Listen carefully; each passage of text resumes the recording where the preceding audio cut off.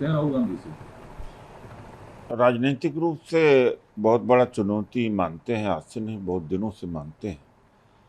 और 2004 से 2009 से जब उन्हें लगा फ्यूचर लीडरशिप से इन शेपिंग में है, मनमोहन सिंह जी के समय में ही, तब से जोक बनाना और जो ना भी बोला हो उसको उसको मिस रिप्रेजेंट करना, और जैसे एक तरफ से आलू डालो तो दूसरी तरफ से सोना, ऐसे सारे भ्रांतियां या इस तरह के अफवाह फैला कर के इमेज खराब करने का काम बहुत किया था। लेकिन भारत जोड़ो यात्रा के बाद में उस इमेज से वो निकले हैं। उसके बाद में हिमाचल का चुनाव और कर्नाटका का, फिर इंडिया।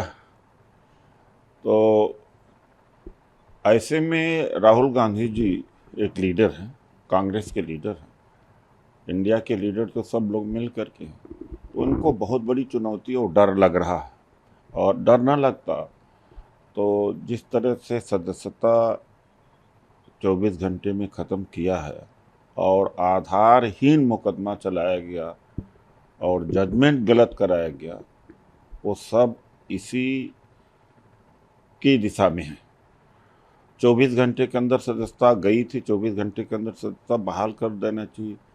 कल कार्यालय में शायद कुछ कागजात की कमी थी या कार्यालय बंद था, जो जो वार्तालाप हुआ, इसलिए कल नहीं हो पाया था। तो ये सारी चीज़ें क्या दर्शाती है कि राहुल गांधी जी से वास्तव में मोदी जी बहुत डरते हैं, या आरएसएस बीजेपी पॉलिटिकली। ये कोई यहाँ वैसी लड़ाई नहीं है। तो वन पॉइंट प्रोग्राम सबका रहता है। और मैं ये कहूँगा कि जितना हमला और जितना दुष्प्रचार राहुल गांधी जी ने झेला है, आज़ाद भारत में कोई ऐसा नेता नहीं होगा जो इतना झेल पाया होगा। उसके बाद में अडिग रहना और धैर्य बनाए रखना, ये महानता है। दूसरा सवाल सर ये है कि मामला, दूसरी तरफ इमरान खान को तोशा खाने मामले में सजा सुनाया जाना, गिरफ्तार होना। कार्ति चिदम्बरम जो कांग्रेस के सांसद हैं, उन्होंने कहा कि जो राहुल गांधी का मामला है पाकिस्तान मॉडल का ही हिस्सा है। क्या आप मानते हैं कि भारत का लोकतंत्र पाकिस्तान के लोकतंत्र के बराबर है, भारत की जो लोकाशाही है वो पाकिस्तान की लोकाशाही के बराबर है? नहीं, ऐसा बिल्कुल नहीं है। लेकिन जब से मोदी जी आए हैं तो बहुत सारे ऐसे कार्य हुए हैं और हो रहे हैं जो पाकिस्तान या फेल्ड डेमोक्रेसी में हुए हैं। फेल डेमोक्रेसी में जिस तरह से राहुल गांधी जी को फंसाया गया, सजा दिया गया 24 घंटे के अंदर, बिल्कुल तथ्य नहीं। न शिकायतकर्ता ओबीसी जाति से है, न ओबीसी कोई विशेष मोदी कोई विशेष ओबीसी जाति है। किस आधार पर कराया है? कोई आधार तो है ही नहीं। तो क्या यही तो पाकिस्तान में होता है? भारत की डेमोक्रेसी बहुत बड़ी डेमोक्रेसी है। और लेकिन जब से मोदी जी आए हैं तो हालत तो पाकिस्तान से खराब भी है। जैसे फ्रीडम ऑफ प्रेस है। फ्रीडम ऑफ प्रेस में 161वें पोजीशन पर है। तो इसमें तो कार्तिक चिदम्बरम कंपेरिजन नहीं कर रहे हैं। ये तो वर्ल्ड लेवल पर जो एक मापदंड है, जो या डिस्ट्रिक्ट है, उसके हिसाब से 180 देशों में 161वें स्थान पर भारत प्रेस फ्रीडम में है। तो क्या बताता है? लेकिन सर, पाकिस्तान में सजा सुनाई जाती है तो क्या पाकिस्तान भारत के मॉडल को फॉलो कर रहा है, मोदी के मॉडल को फॉलो कर रहा है? राशिद अल्वी जो कांग्रेस के सांसद रह चुके हैं, नेता हैं, उन्होंने भी कहा कि जो पाकिस्तान है वो भारत के मॉडल को फॉलो कर रहा है। इसका मतलब ये हुआ कि पाकिस्तान में इमरान खान को जो सजा सुनाई गई वो बेबुनियाद है, बेकार है, कानून के हिसाब से न्याय संगत नहीं देखिए, है। ऐसा है, जैसे चुनाव लड़ने से रोकना एक नई प्रक्रिया हुई है। और पहले भी पाकिस्तान में मेरे ख्याल से, जहाँ तक मेरी जानकारी है, नेता भले जेल में गए हों, जाते रहते हैं वहाँ पर। वो फेल्ड डेमोक्रेसी है पाकिस्तान, फेल्ड कंट्री है। लेकिन जिस तरह से प्रतिबंधित किया गया इमरान खान को चुनाव लड़ने से, यहाँ भी वही कराया गया है। खैर यहाँ एक लॉ है, कानून के तहत कराया गया कि 2 वर्ष की जो सज़ा प्राप्त करेगा वो चुनाव नहीं लड़ सकता, तो कंपैरिजन नहीं किया जा सकता है। लेकिन मैं इतना ये कह सकता हूँ कि ये दोनों मामले लगभग एक जैसे हैं।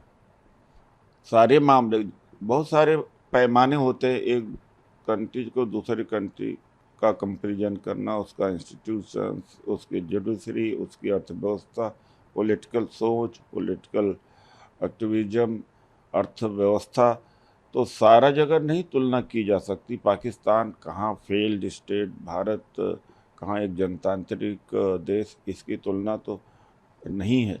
लेकिन इस मामले में, लेकिन मोदी जी जिस तरह से मनमानी करते जा रहे हैं, तो एक दिन भारत भी फेल्ड कंट्री हो जाएगी आगे आने वाले दिनों में। वन मैन शो जिस तरह से चल रहा है। तो जैसे उन दोनों नेता का बयान है, कह रहे हैं कि जो इमरान खान पर कार्रवाई पाकिस्तान में हुई वो भी भारत के मॉडल का एक हिस्सा है। हाँ, मैं कंपैरिजन तो नहीं करता हूँ। पाकिस्तान एक फेल्ड डेमोक्रेसी है, असफल जनतंत्र है, कोई जनतंत्र नहीं, ISI कंट्रोल करती है। अब एक तरह से हम देख सकते हैं कि पाकिस्तान मॉडल हम भी फॉलो कर रहे हैं। ED और CBI, इनकम टैक्स, वही रोल अदा कर रही है जो ISI करती है। ISI राजनीति को कंट्रोल करती है, यहाँ ED कंट्रोल करती है। ED के डर की वजह से बीजेपी में बहुत सारे लोग शामिल हुए, जो बीजेपी में, जो ED में फंसे होते हैं, बीजेपी में शामिल होते हैं, मुकदमा की कार्रवाई रुक जाती है। तो जो ISI की भूमिका है पाकिस्तान के अंदर, कि जिसको चाहते हैं सत्ता में बने रहेगा, जिसको नहीं चाहते नहीं सत्ता में बना रहेगा। बेसिकली टकराव इमरान खान का ISI से, आर्मी से ISI से। तो ISI का ही भूमिका में हम यहाँ देखते हैं ED, इनकम टैक्स, CBI की विपक्ष के खिलाफ कार्रवाई करना और उससे पॉलिटिक्स को प्रभावित करना। अब ये जो छगन भुजबल और एक सीरीज है, चाहे छगन भुजबल हो, चाहे आपका अजीत पवार हो, प्रफुल्ल हो, पटेल हो, हेमंत बिस्वा शर्मा, नारायण राणे हों या शुभेंदु अधिकारी हों, यही नहीं, MLA तो कई कितने हैं, वो मालूम है कि मजबूरी में चले गए हैं ED के डर की वजह से, और जैसे सत्ता से बाहर जाएंगे वो सब निकल आएंगे। तो ये मैं वहाँ का जो आर्मी है, वहाँ का जो ISI है, वो मैं समझता हूँ कि ISI हमारी ED के जैसे वो राजनीति प्रभावित करते हैं, उसी तरीके से ED, CBI, इनकम टैक्स अब भारत की राजनीति को प्रभावित कर रहे हैं।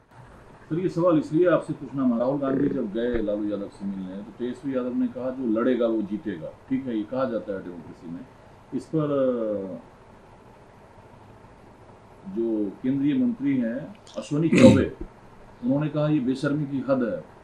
एक तो राहुल गांधी की सजा पर सिर्फ रोक लगाई गई है, उन्हें दोष मुक्त नहीं किया गया है, उस पर अभी फैसला आना बाकी है। लेकिन बेशर्मी की हद है कि बड़े समुदाय को अपमानित कर ये लोग अट्टहास कर रहे हैं, मजे ले रहे हैं और कह रहे हैं जो लड़ेगा ये जीतेगा। ये सीधे तौर पर भारत के OBC और पिछड़े समुदाय का अपमान है, और ये लोग, ये जो जनता है, जो वोटर है, ये बदला लेगा। अश्विनी चौबे क्या OBC से हैं क्या? हाँ, OBC का नेता ये देश जातियों का है, और सवर्ण समाज के हैं। OBC के कब से नेता बन गए कि OBC के बारे में बोलते हैं? तो बिना मतलब कहते हैं कि कूद जाना, बेगाने के शादी में अब्दुल्ला दीवाना। तो OBC की आवाज़ वो थोड़ी है। जब OBC की आवाज़ हो जाएंगे तब पता लगेगा। ठीक है।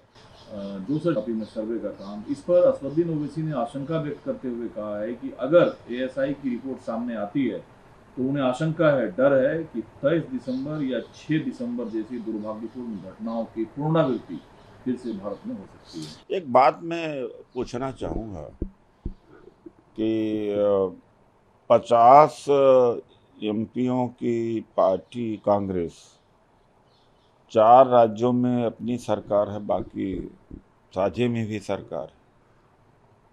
उतना महत्व मीडिया उस पार्टी को नहीं देती जितना एक एमपी की पार्टी एमआईएम को महत्व देता है। वजह क्या है भाई?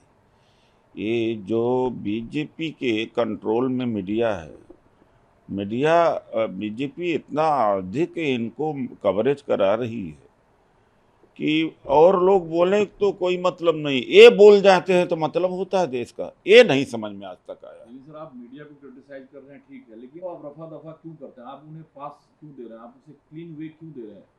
कोर्ट के निगरानी में सारा काम हो रहा है। ऐसी स्थिति में असदुद्दीन ओवैसी का इस तरह का बयान आना किस हद से सही है कि अगर ऐसा होता है, अगर वैसा होगा तो ऐसा पुनरावृत्ति होगा? ऐसा कुछ हुआ नहीं है। अगर ऐसा होगा तो ऐसा हो जाएगा। एक जिम्मेदार सांसद को इस तरह की भविष्यवाणी करने की क्या नौबत है? उनको आप क्रिटिसाइज नहीं कर रहे हैं। बीजेपी की नूरा कुश्ती है उनके साथ, और जहां चुनाव होता उसके 2-4 महीने पहले इनको पहुंचा देते हैं, और इनकी जो भाषण इस तरह से होते हैं, पूरी तरह से धार्मिक भाषण होते हैं, और वो जब पोलराइज हो जाता है पूरा माहौल तो निकल आते हैं चुप्पे से। जहाँ जहाँ चुनाव होने होता वहीं एक्टिव होते हैं, और इनसे ज़्यादा पूरा इस देश की मीडिया इनके को प्रमोशन में लग जाती है। ज्ञानवापी मामले में सबसे पहले तो योगी जी ने कहा कि तो डिक्लेयर कर देना चाहिए, तो मंदिर था। जब अदालत के अधीन मामला है तो उन योगी जी को भी नहीं कहना चाहिए, नहीं इनको कहना चाहिए। हम लोग तो नहीं कह रहे। तो न कानून को ये मानते हैं और ना कानून को मोदी जी मानते हैं, ना योगी जी मानते हैं। अभी जब कोर्ट के विचाराधीन है, कोर्ट के सुपरविजन में ही एसआई का सर्वे चल रहा है। Let the report come. And sir, your leader of Delhi दर्ज किया गया मामला कि भीड़ को उन्होंने उस्काया, उन्होंने कहा पर्याप्त सिख नहीं मारे गए, उन्होंने उस्काने का काम किया। देखिए ऐसा है कि ये तो जगदीश टाइटलर जी ही जवाब दे सकते हैं, और मैं इस फैक्ट को नहीं जानता, इंडिविजुअल फैक्ट है, तो उसके ऊपर इससे बेहतर है उन्हीं से सवाल किया जाना चाहिए। ठीक है, राजनीति की स्थापना समाधान के लिए है, विकास क्यों हुआ? अब उसमें दलों के बीच मुरा कुश्ती हो रही है। एफआईआर जो दर्ज किए गए, जो बजरंग दल के कार्यकर्ता की हत्या हुई, उसमें आम आदमी पार्टी के लोग शामिल थे, ऐसा आरोप है हरीश खुराना का, और एफआईआर भी हुआ। देखिए ऐसा है कि क्या कर रहा है तो सब बीजेपी का है, और आरोप दूसरे को ऊपर लगा रहे हैं।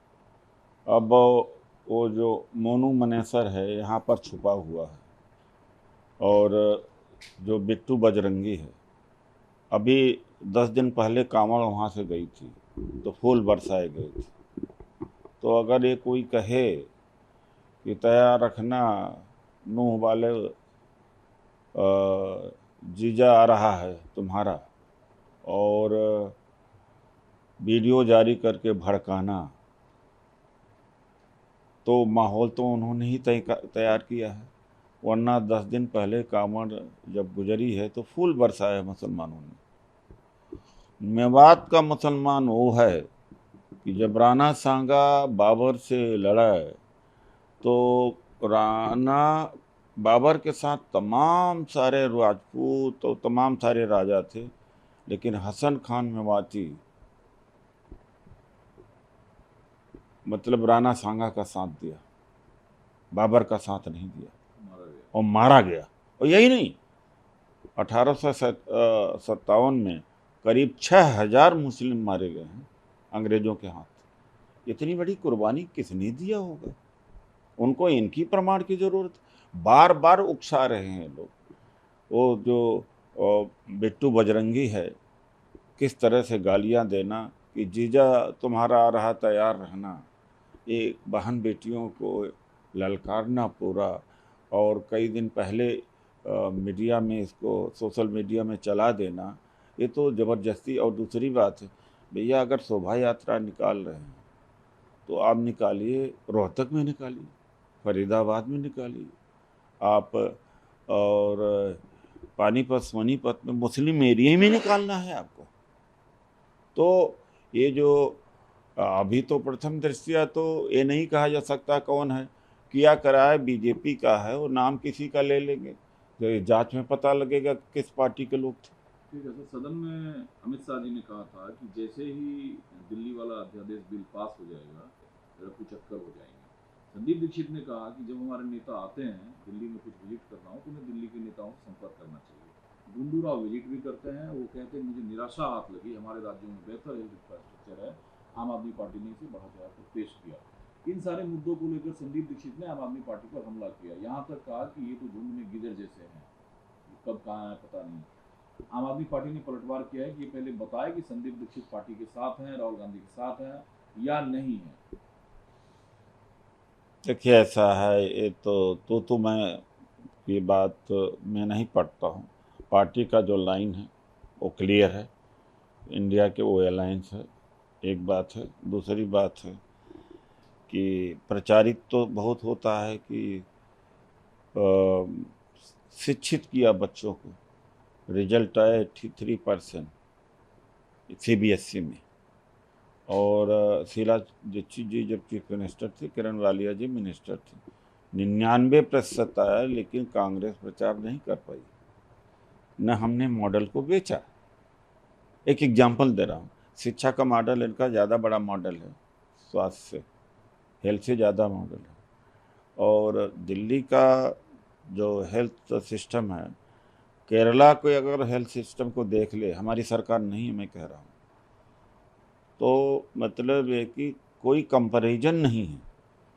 तो अपना उनका तरीका है मॉडल बेचने का, तो अपना अपना तरीका है उनका।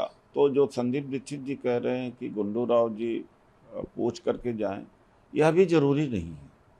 इसलिए सर ये सवाल मॉडल की आप तारीफ कर रहे हैं, इंडिया अलायंस का ये मतलब तो नहीं है ना कि अगर इंडिया अलायंस की कुछ पार्टी की कहीं सरकार है तो उसकी कमियों पे पर्दा डाल दिया जाए। अगर दिल्ली सरकार की कमियों पे पर्दा डालने का मतलब ही इंडिया अलायंस है, फिर तो संदीप दीक्षित सही है। नहीं, पर्दा डालने की बात ही नहीं हुई ना।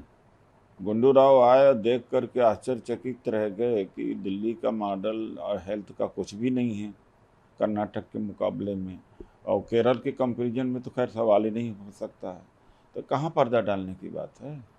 ठीक है, अब आपको पता है असुद्दीन ओवैसी हरदम नए सवाल के साथ हैं, तो आतंकवादी हमारे सैनिकों को मार रहे हैं, इसके बावजूद भी जो भारत है वो पाकिस्तान के साथ विश्व कप खेलते हैं।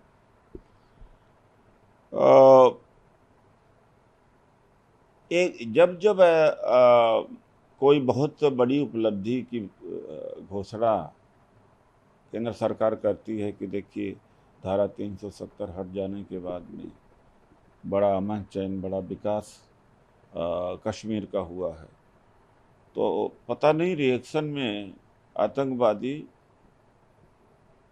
कुछ न कुछ करके दिखा देते हैं। यानी जो भी अपनी पीठ थपथपाते हैं उसको वो चुनौती दे देते हैं, और इसीलिए 3 लोगों को मार दिया परसों। आपका खुद का बयान है कि मणिपुर के लोगों का मणिपुर से ध्यान भटकाने के लिए हरियाणा में नूह की हिंसा हुई। आप अपने खुद के बयान को और आगे बढ़ाना चाहते हैं? बिल्कुल बढ़ाना चाहता हूँ, इसलिए बढ़ाना चाहता हूँ कि इतना बड़ा पुलिसिंग सिस्टम है और सब कुछ पहले से ही पता था, टेंशन बहुत पहले से माउंट हो रहा था, ऐसा नहीं। फिर भी सरकार ने नियंत्रण करने की कोशिश नहीं किया झगड़ा। तो इन्हें झटका कहाँ लगा है कि गुर्जर साथ नहीं दे रहे हैं, जाट नहीं दे रहे, दलित नहीं दे रहे, ये हो गए हैं अब अकेले।